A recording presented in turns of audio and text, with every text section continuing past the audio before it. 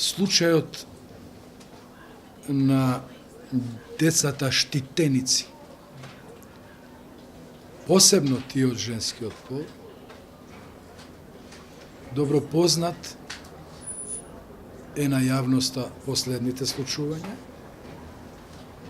Народниот правобранител го следи како тој систем ги штити децата кои треба да се штитат. Дојдовме до алармантни показатели уште 2013 година. Ја информиравме јавноста. Ги информиравме надлежните дека тој систем не постои. Односно само формално постои. Децата што се земаат од семејствата, наместо да се под заштита, се остават на милост и немилост.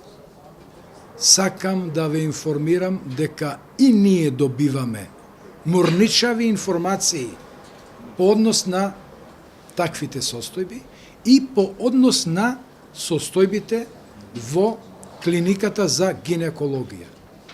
Имаме информации дека деца од таквите центри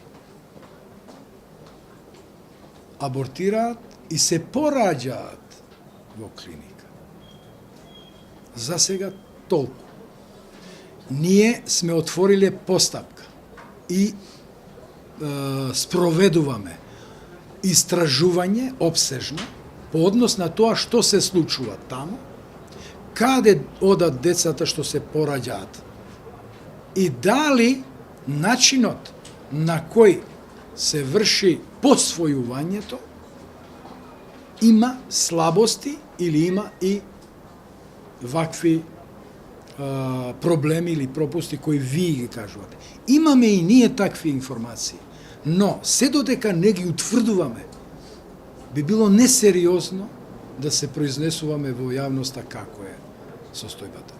Јавноста треба да знае дека го истражуваме во вид на истражување по наша иницијатива.